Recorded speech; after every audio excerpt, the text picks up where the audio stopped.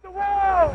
I shook up the wall! I shook up the wall! Wait a minute, Cash, wait a minute. You must listen to me!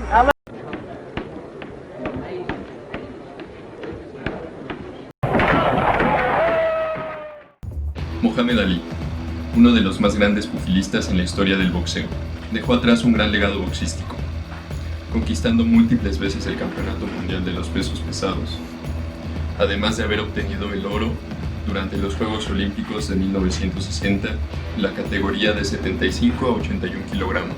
Su impacto no se quedó solo en lo deportivo, ya que su legado trascendió más allá, convirtiéndose en un ídolo en los Estados Unidos y en el mundo, ya que defendió tenazmente sus ideales, enfrentando inclusive a su propio gobierno, acción por la cual perdería los que tal vez serían sus mejores años durante su carrera boxística.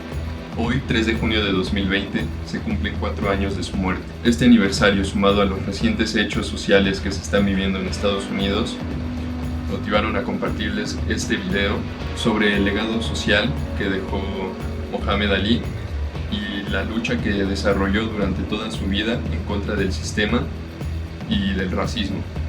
Espero lo disfruten. En 1960, Mohamed Ali quedó campeón de los Juegos Olímpicos en Roma. Desde que colgaron la presea de oro en su cuello, no volvió a quitársela y pensaba que ese galardón era el punto final del racismo en su país, pues creía que los estadounidenses, al verlo en lo más alto del podio, no tenían cómo seguir ejerciendo el racismo. Lo cierto es que, cuando regresó a su tierra natal, Louisville, Kentucky, en un restaurante se negaron a atenderlo por ser negro. Después de ese suceso, corre el mito de que fue al río de Ohio y botó su medalla.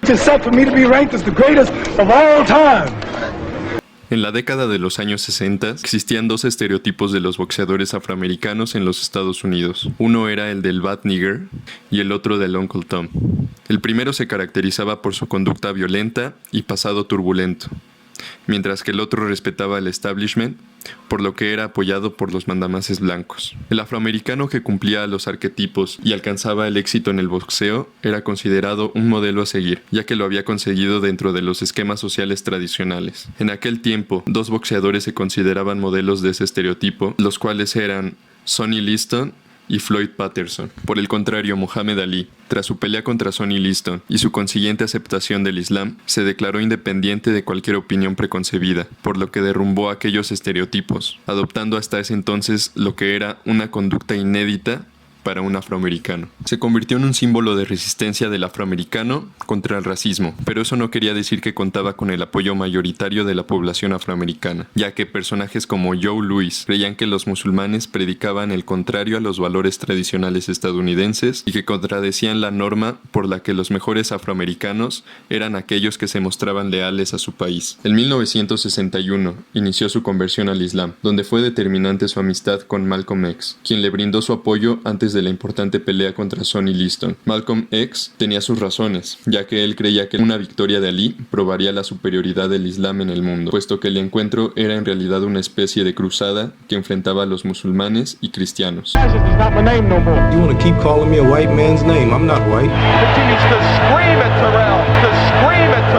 Ali no contaba inicialmente con el apoyo del líder de la nación del Islam, Elijah Muhammad, quien trataba de impedir que Malcolm X se asociara con el inquieto peleador, pues era de la opinión que, si Ali era derrotado por Liston, podría representar un daño para la comunidad musulmana, y se dice que tampoco se mostró muy entusiasmado cuando el boxeador anunció su ingreso a la organización. Pero la situación cambió después de los dos combates contra Liston. Ali, cuyo atractivo era imposible de ignorar, ya se había alejado de Malcolm X, por instrucciones de Elijah, y tras la segunda pelea contra Liston, terminó por someterse a la voluntad de la organización, que también empezó a dirigir su carrera. Para Ali, las consecuencias de su incorporación a la nación del Islam fueron trascendentales, ya que estas implicaron un rechazo tanto al cristianismo como al integracionismo, en el cual líderes como Martin Luther King creían. Dicha situación lo ponía en contra de los liberales, tanto blancos como afroamericanos. Pese a todo, con el paso del tiempo se convirtió en un ejemplo de orgullo para muchos afroamericanos por su lucha por los derechos civiles. A pesar de esto, en sus años de juventud, Ali evadía involucrarse en las protestas contra la segregación racial. La imagen de Ali, junto con la del gobierno y la sociedad estadounidense, estadounidense tuvieron un giro radical en el año de 1966, cuando él ostentaba el título de campeón mundial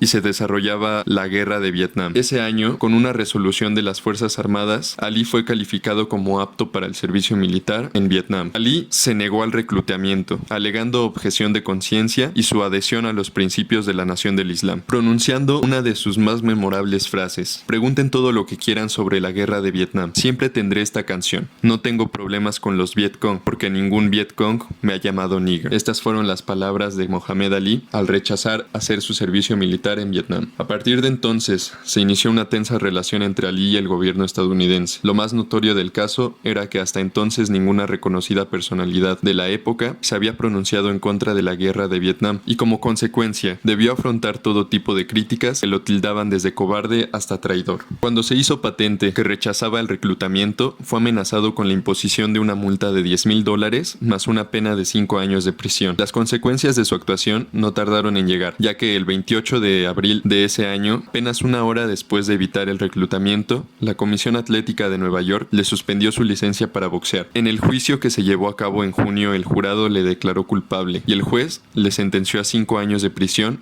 y $10,000 de multa. Aunque fue liberado bajo fianza, su pasaporte le fue confiscado y no se le permitió pelear ni salir del país por 3 años y medio. Las opiniones de Ali, que respaldaban la causa antibélica en los años de 1960, influyeron a los demás atletas afroamericanos a realizar protestas antirracistas en instituciones educativas y específicamente a los que deseaban boicotear su asistencia en los Juegos Olímpicos de México 1968. Por otro lado, se estima que en este periodo perdió unos $4 millones por las peleas que no disputó. La relación entre Mohamed Ali y Elijah Muhammad se deterioró cuando en 1969, mientras se encontraba suspendido, el boxeador expresó en una revista con Howard Cosell que retornaría al cuadrilátero simplemente para hacer dinero. La declaración tuvo como resultado que Elijah Muhammad le suspendiera de la nación del Islam debido a que había puesto su esperanza y confianza en el enemigo de Alá para su propia supervivencia. La sanción pudo tener como trasfondo la lucha de poder entre la figura joven y atractiva y el avejentado líder de la organización. Pronto se involucró en lo político. Tiempo después, sin las agitaciones sociales de los 60s que favorecían su activismo, Ali continuó mostrando sus posturas políticas, pero en ocasiones parecían confusas. Por ejemplo, en el ocaso de su carrera, se involucró en favor de la campaña presidencial del demócrata Jimmy Carter, a quien apoyó en el boicot de los Juegos Olímpicos de Moscú. Años después respaldaría al candidato republicano Ronald Reagan, pero también se le vería junto al pastor y activista de los derechos civiles